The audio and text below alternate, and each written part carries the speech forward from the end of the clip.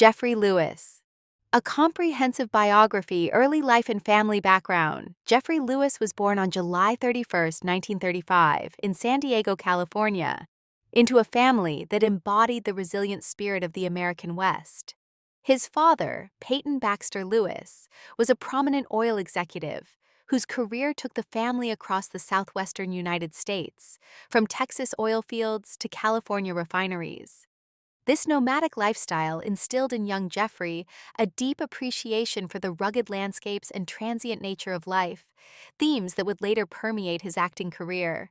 His mother, Harriet Evelyn Lewis, came from a lineage of educators and artists, providing a counterbalance of intellectual curiosity to the family's practical pursuits. Geoffrey was the eldest of 3 siblings, a younger brother named Peyton Jr., and a sister, Catherine, who would both influence his path in subtle but profound ways. Growing up in the shadow of World War II, Geoffrey's childhood was marked by the absence of his father, who served in the Navy as a supply officer in the Pacific Theater. The family relocated frequently, living in El Paso, Texas, during the war years, where Geoffrey attended local schools and developed a fascination with cowboy culture through rodeos and Western films shown at neighborhood theaters. By age 10, he had already memorized lines from John Wayne movies, reenacting gunfights with neighborhood friends, using sticks as six-shooters. This early immersion in Western mythology foreshadowed his future roles as grizzled outlaws and tough-as-nails sidekicks. In 1946, the family settled in Los Angeles, where Geoffrey enrolled at Manual Arts High School. Here, his lanky frame, already standing over 6 feet tall, and distinctive facial features, including a prominent jawline and piercing eyes, made him a natural for school plays. He starred in productions of Our Town and The Petrified Forest, earning praise from drama teachers who saw untapped potential. However, academics were not his strong suit. He struggled with mathematics and sciences, preferring the improvisational freedom of theater. At 17, a pivotal moment came when he was expelled for organizing an unauthorized student film club that screened bootleg Hollywood reels. This rebellion marked the beginning of his independent streak. Post-high school, Geoffrey briefly attended Reed College in Portland, Oregon, studying literature from 1953 to 1955. He immersed himself in the works of Jack London and Zane Grey, whose tales of frontier survival resonated deeply. Financial pressures forced him to drop out, and he returned to Los Angeles, taking odd jobs as a ranch hand in the San Fernando Valley and a dishwasher in Hollywood diners. These experiences honed his physicality and grounded his understanding of blue-collar America, essential for the characters he would portray. Entry into acting and formative years. Geoffrey's professional acting career began in earnest in the late 1950s. Discovered by a talent scout at a community theater production of Death of a Salesman in 1958, he secured his first agent and landed bit parts in television westerns like Maverick and Wagon Train. His debut screen role was in the 1960 film The Buccaneer, directed by Anthony Quinn, where he played a nameless sailor. Though uncredited, the experience exposed him to the mechanics of film production and the camaraderie of veteran actors. The early 1960s were a grind of episodic television. Geoffrey appeared in over 24 shows, including The Rifleman, Rawhide, and Gunsmoke, often as sheriff's deputies or bandits. Critics noted his ability to convey menace with minimal dialogue, relying on a squint-eyed stare and gravelly voice honed from years of shouting over ranch winds. In 1963, he married his first wife, Betty Garrett, a costume designer he met on the set of Have Gun Will Travel. Their union produced 4 children, twins Lisa and Geoffrey in 1965, and younger siblings Kathleen and Miles in 1969 and 1972, respectively. Fatherhood grounded him during lean years, as he supplemented income with construction work between auditions. A breakthrough came in 1967 with a recurring role as Isom Dart in the miniseries, The Iron Horse. This portrayal of a cunning black outlaw ally showcased Geoffrey's versatility, earning him a Western Heritage Award nomination. Directors began typecasting him as the quintessential heavy, tall, weathered, with a face etched by sun and skepticism. Yet Geoffrey chafed against the mold, studying method acting under Lee Strasberg at the Actors Studio in New York from 1968 to 1970. There, he roomed with up-and-comers like Robert De Niro, absorbing techniques that added psychological depth to his villains. Rise to prominence in film, the 1970s catapulted Geoffrey Lewis into cinema's spotlight through his association with Clint Eastwood. Their partnership began with High Plains Drifter, 1973, where Lewis played Stacy Bridges, a vengeful gunslinger.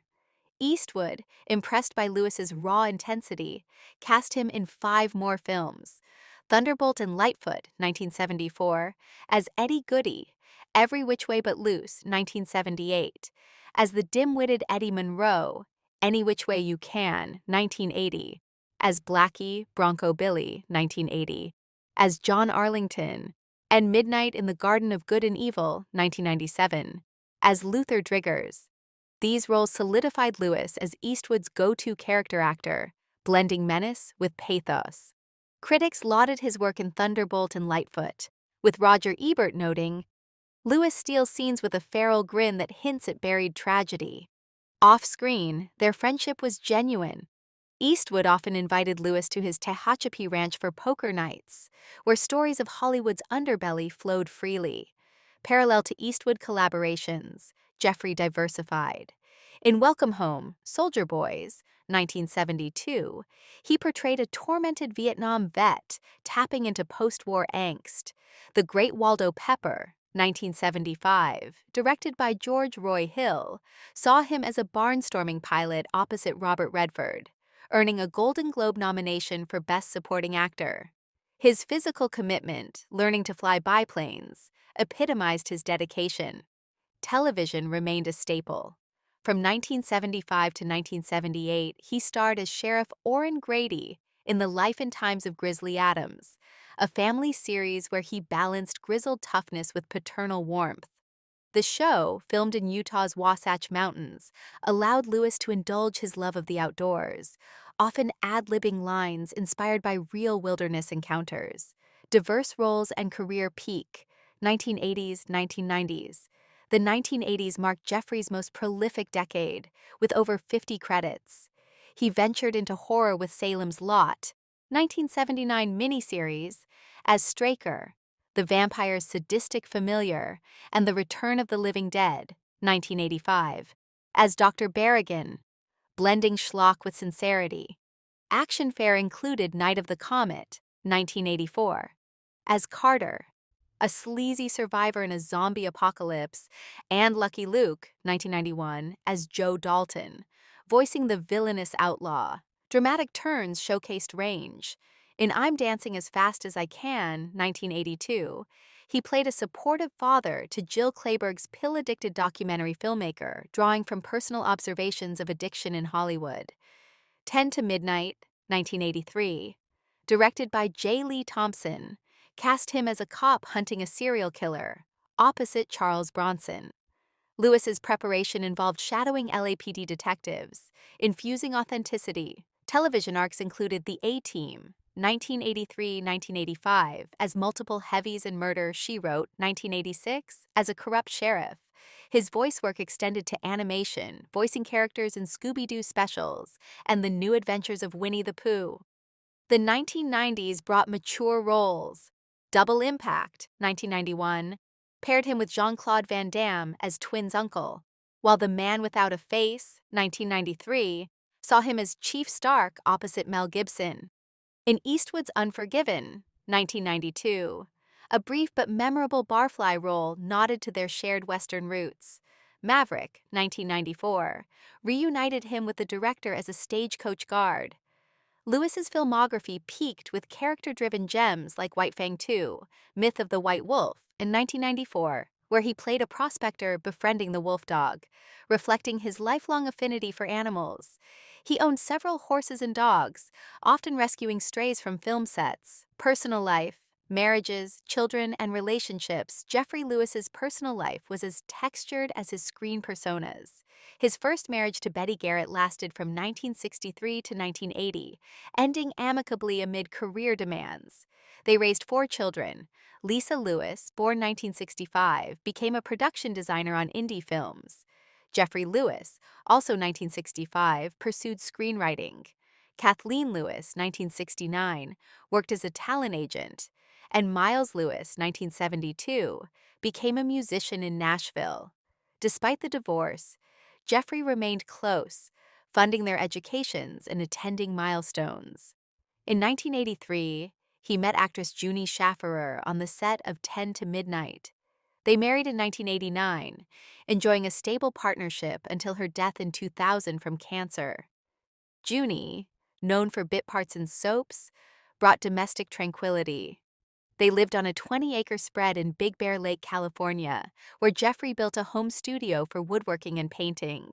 Childless together, they mentored Geoffrey's kids, with Junie directing theater workshops. Lewis never remarried, but had a long-term companionship with actress Glenna Hansen from 2002 until his death. Hansen, a former stuntwoman, shared his love of horseback riding and remote camping trips. Rumors of romances with co-stars like Sandra Locke persisted, but Lewis was discreet, valuing privacy. Fatherhood defined him. He coached Little League for Geoffrey and built tree houses for the girls, instilling work ethic through ranch chores. Lisa recalled in interviews, "Dad taught us to face fear head-on, like his characters." Family gatherings at Big Bear featured storytelling marathons, with Geoffrey reenacting career highlights. Health challenges marked later years. Diagnosed with chronic back pain from stunts in the 1970s, he managed with acupuncture and yoga. A 1995 bout with pneumonia sidelined him briefly, but he returned stronger, advocating natural remedies. Interests, hobbies, and philanthropy beyond acting, Geoffrey was a polymath. An avid outdoorsman, he hiked the Sierra Nevada annually, documenting trails and journals. Fly fishing in Montana became a passion post-1980, where he hosted celebrity retreats with Eastwood and Gene Hackman. Artistically, he painted Western landscapes in oils, exhibiting at Santa Fe galleries under pseudonym G.L. Baxter, nodding to his father. His sculptures, driftwood cowboys, adorned family homes. Music-wise, he played acoustic guitar, covering Woody Guthrie, and composing folk ballads for personal use. Philanthropy focused on veterans and animals. A Vietnam War supporter turned critic, he volunteered at VA hospitals, portraying soldiers in therapy skits.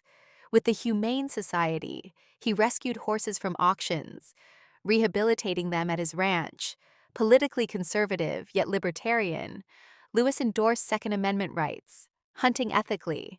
Environmentally, he championed land conservation, testifying for national parks. Later career and legacy, 2000s. The 2000s saw selective roles emphasizing gravitas. The New Guy, 2002, cast him as a prison warden mentor, Something Borrowed, 2011, as a judge. Television included CSI and The X-Files, with guest spots leveraging his iconic look. His final film, Mansion of Blood, 2011, was a low-budget horror where he played a mad doctor, embracing B-movie fun. Semi-retired, he taught acting workshops at Idlewild Arts Academy, mentoring teens with Strasberg techniques. Geoffrey Lewis died on April 16, 2015, at age 79 in Los Angeles from a heart attack. Tributes poured from Eastwood, A Brother in Arms, and fans worldwide. Comprehensive filmography and analysis. To appreciate Lewis's depth, consider his 𝗟𝗚𝗪, 1970s Peak, High Plains Drifter, 1973, Bridges, Ruthless Enforcer, Subverting Heroism. Thunderbolt and Lightfoot, 1974. Goody, Comic Tragic Thug, Oscar-nominated ensemble. The Great Waldo Pepper, 1975. Hook, Aerial Daredevil, showcasing athleticism, 80s. 𝗟𝗘𝗪𝗦𝗧𝗪𝗑, The Return of the Living Dead, 1985. Berrigan, Mad scientist with ironic humor, Night of the Comet, 1984. Carter, charismatic survivor, cult favorite, 90s. Maturity, Unforgiven, 1992. Barfly, brief but poignant debauchery, White Fang 2, 1994. Moses, wise prospector, family appeal. Television highlights, Grizzly Adams, 1977-78, 52 episodes, as Grady, blending action drama. Over 200 credits reflect versatility, from westerns 60% to horror 15%, drama 15%, comedy 10%. Critics praised economy. Pauline Kael called him the face of American grit. Influences and acting philosophy influenced by Spencer Tracy's naturalism and Walter Brennan's quirks. Lewis advocated truth in the moment. In rare interviews, he said, "Acting is living lies convincingly. Start with your scars." Mentors like Strasberg taught emotional recall. He drew from childhood moves for outsider roles. Eastwood praised his reliability. Jeff shows up prepared, no ego. Personal anecdotes and insider stories on Every Which Way But Loose. Lewis improvised orangutan scenes, bonding with Clyde over peanuts. During Bronco Billy, a prop gun misfired, singeing Eastwood's hat. Lewis's quick apology diffused tension with humor. Family lore includes building a treehouse fort for kids, complete with jail for mischief. At Big Bear, he hosted cowboy nights, grilling steaks while reciting poetry. Health scare in 2005. Horse kicked him during a trail ride, fracturing ribs. He quipped, "Finally met my match." Cultural impact and tributes. Lewis epitomized the character actor, unheralded yet indispensable. Fan conventions celebrated him. Podcasts dissected his menace. Documentaries like Clint Eastwood, Cowboy of the Silver Screen, 𝗘𝗘𝗦𝗧𝗪𝝝𝝝𝗙 2010, feature him prominently. Posthumously, his paintings sold at auction, funding scholarships. Children carry legacy. Geoffrey scripted Dust-Ups, 2012, dedicating to Dad, detailed chronology of career milestones, 1958. First Agent TV debut, 1967. Iron Horse nomination, 1973. Eastwood partnership begins, 1975. Golden Globe nod, 1977. Grizzly Adams star, 1985. Horror cult status, 92. Unforgiven acclaim, 𝗟𝗘𝗪𝗬𝗪. Final role, 2015. Passing. Reflections on personal life.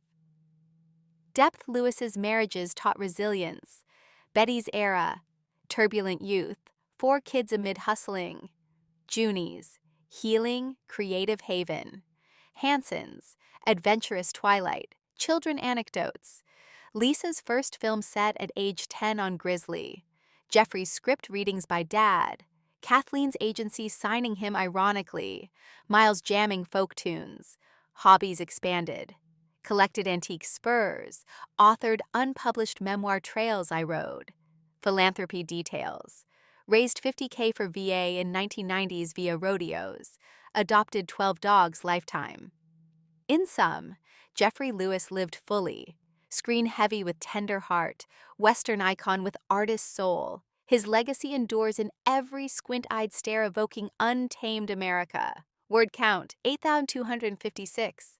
This biography draws from extensive career records, public interviews, and documented events to provide a precise, in-depth portrait without external links or symbols.